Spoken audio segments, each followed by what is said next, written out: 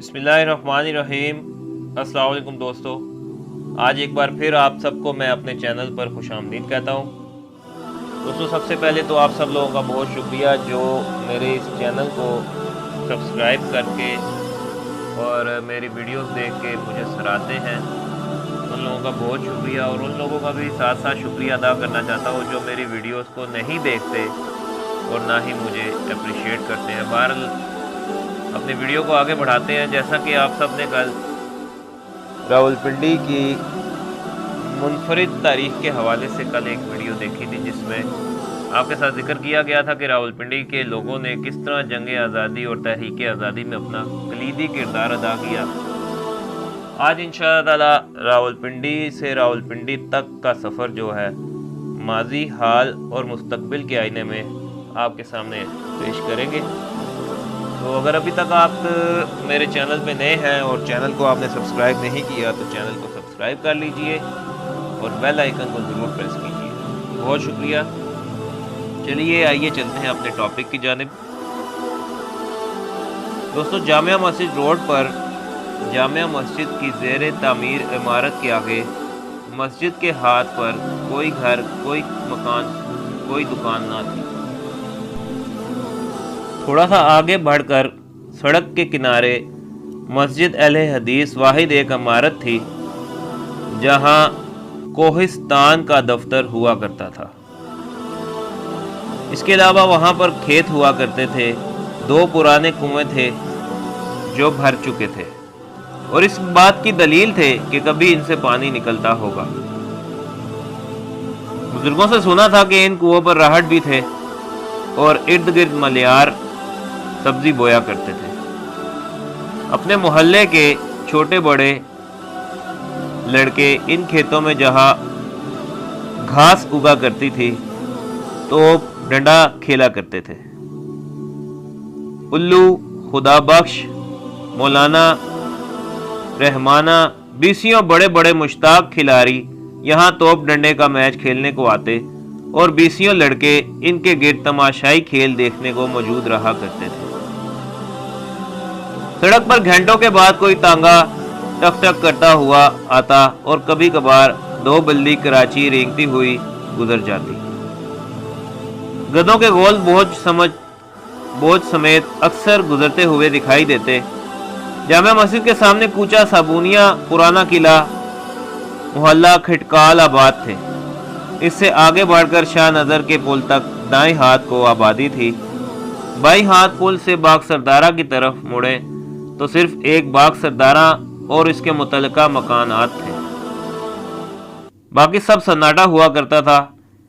शाम के बाद चांदनी में हम कोलड़ा छुपा के जुमेरात आई है खेलते हुए शाह नजर के पुल के पास पहुंच जाते, मगर पुल से आगे बाग सरदारा की तरफ आगे बढ़ने की हिम्मत ना होती।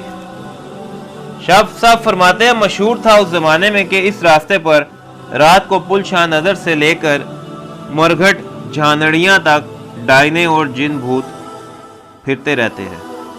हमारे कई साथी इसके चश्मदीद गवाह भी थे। जामा मस्जिद की सड़क जो अब रोड कहलाती है, कोई तसव्वुर भी नहीं कर सकता था कि यहाँ बाजार होगा, दुकानें होंगी, कारोबार का मरकज हुआ करेगा। सारे इलाके में 2-4 परचून की दुकानें, 1-2 नान बाइयों की दुकानें थीं। राजा बाजार और बाजार बांसों वाला में कच्ची दुकानें हुआ करती थी। बास तो झोंपड़े थे जो दुकान कहलाते थे।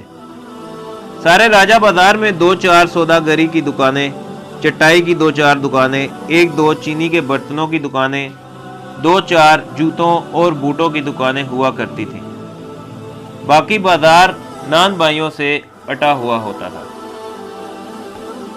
ये नान बाई की दुकानें मौजूदा 6-6 दुकानों की एक दुकान हुआ करती थी। मोटे मोटे तख्तपोश, मोटे मोटे बेंच और मोटे मोटे खरदरे मेज़ों पर मिट्टी की रकाबियों और चंगेरों पर हर तबका के मजदूर और मुसाफिर मक्खियों के झुरमट में नान शोरबे से दस्त गिरेबाद देखे जाते थे। पूंछ के पहाड़ी लड़के बीसियों की तादाद में इन दुकानों पर इधर उधर गाहकों के इर्द गिर्द दौड़ दौड़ कर रोटियां रखते, आंखों से बातें करते, گالیاں بکتے ہوئے دیکھے جاتے ہیں۔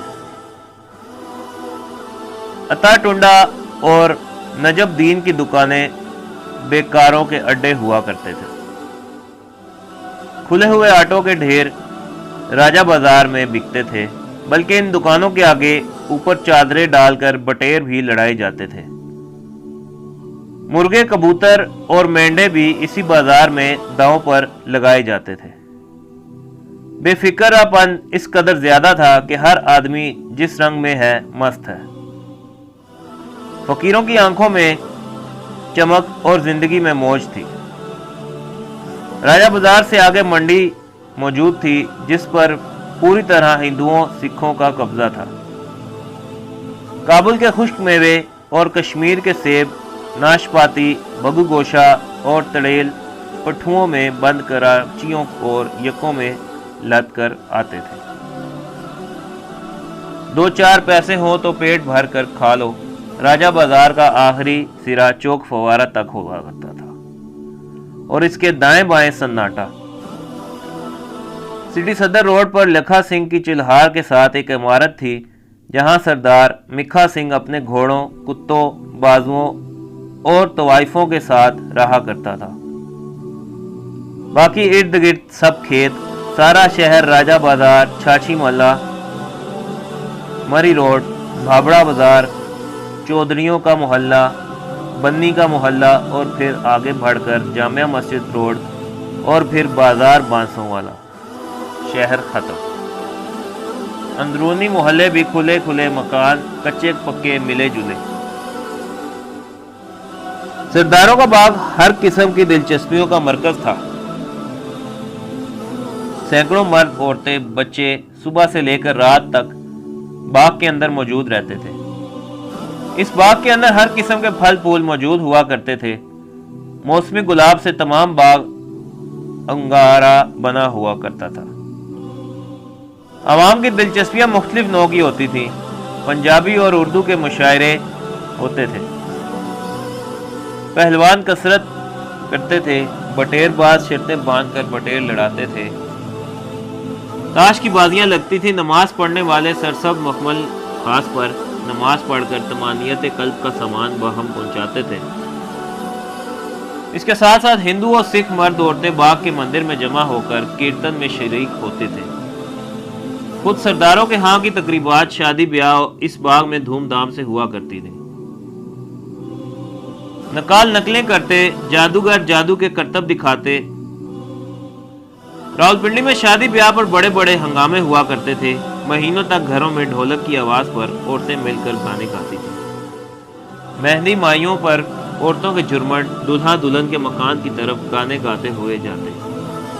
راستے میں آنکھ مچولی، چھیڑ چھاڑ، آپا تھاپی اور کہکہوں کے چشمے اگلتے، مگر اس سارے ہنگامے میں بد نگاہی یا بد چلنی کا شائبہ بھی نہ ہوتا۔ براتوں کے بڑے بڑے جلوس نکلتے، آگے آگے گھوڑے پر دلہا صاحب ہوا کرتے تھے۔ عوام کا یہ حال تھا کہ بڑی بڑی شادیوں میں سرداروں اور بیدی خاندان کے لوگ دلہے کو ہاتھیوں پر سوار کر کے 4 گھوڑوں کی تعداد پر جلوس نکالتے اور ساتھ ساتھ ہندوستانی مشہور عورتیں مختلف گانوں پر ناچ گانا کرتی۔ ہزاروں آدمی ان ہنگاموں میں شریک ہوتے۔ شادی بیاہ کے موقع پر مہینوں دعوتوں کے سلسلے رہتے، اپنی اپنی حیثیت اور وسعت کے مطابق مہمانوں کی توازہ کیا جاتی۔ چونکہ جنگ کے زمانے میں راولپنڈی کی فوجی اہمیت بہت بڑھ گئی تھی اور ہر قسم کے کاروبار اور روزگار عام ہوا کرتے تھے، اس لیے جنگ ختم ہونے کے بعد یہاں کی آبادی تقریباً 1.5 لاکھ کے قریب ہو گئی اور آہستہ آہستہ راولپنڈی کا پرانا نظام متاثر ہونا شروع ہوا۔ پھر بھی پرانی روایات پر بہت کم اثر پڑا۔ جوں جوں آبادی بڑھتی گئی، ان کے لیے مکانات تعمیر کرنے کا سلسلہ بھی بڑھنے لگا اور پھر آہستہ آہستہ راولپنڈی کا پرانا خول اترنا شروع ہو گیا۔ بازاروں کے ڈھنگ بدل گئے، دکانوں کے رکھ رکھاؤ میں جدت آ گئی، مگر جب تک ہندو سکھ یہاں موجود رہے، پرانا خول کچھ نہ کچھ موجود رہا۔ شہر کی سماجی سرگرمیوں کا دائرہ کار بہت محدود ہو گیا۔ حقیقت میں کوئی زیادہ سماجی مسائل تھے ہی نہیں۔ ایک لگا بندہ پرانا نظام جوں کا تو چل رہا تھا۔ مسجدوں میں اذانیں اور مندروں میں طاقوس بجتے تھے۔ دونوں راستوں پر جانے والے نیک اور خوش عقیدہ لوگ تھے۔ شہر میں کوئی لچا لفنگا ہو تو شیطان کی طرح مشہور ہوا کرتا تھا۔ اس کی برائیاں بھی کھل کر بیان ہوتی تھیں۔ جوا کھیلنے والا، شراب پینے والا، دنگا فساد کرنے والا پیٹنٹ بدماش ہوا کرتا تھا۔ مگر یہ بدماش بھی باہر جو کرے سو کرے، محلے میں کوئی ننگے سر مانگ نکال کر یا سیٹی بجاتا ہوا گزرے یا کوئی گانا گاتے ہوئے گزرے تو یہی بدماش اس کا مزاج درست کر دیا کرتے تھے۔ دوستو، امید کرتا ہوں یہاں تک آپ کو ویڈیو اور معلومات بہت پسند آئی ہوگی۔ راولپنڈی شہر کی مکمل معلومات ایک ویڈیو میں بیان کرنا بہت مشکل کام ہے، بلکہ ناممکن سمجھتا ہوں میں۔ لہذا اس حوالے سے آنے والے دنوں میں وقتاً فوقتاً آپ کے ساتھ ویڈیوز بنا کر اس پہ بات کیا کروں گا۔ مجھے امید ہے آپ میری اس کاوش کو سراہیں گے۔ تو اگر ابھی تک آپ نے میرے چینل کو سبسکرائب نہیں کیا تو پلیز سبسکرائب کر لیجیے اور بیل آئیکن کو ضرور پریس کیجیے تاکہ میری ہر آنے والی نئی ویڈیو کی اپڈیٹ آپ کو موصول ہو سکے۔ بہت شکریہ، اپنی دعاؤں میں یاد رکھیے گا۔ پاکستان زندہ باد۔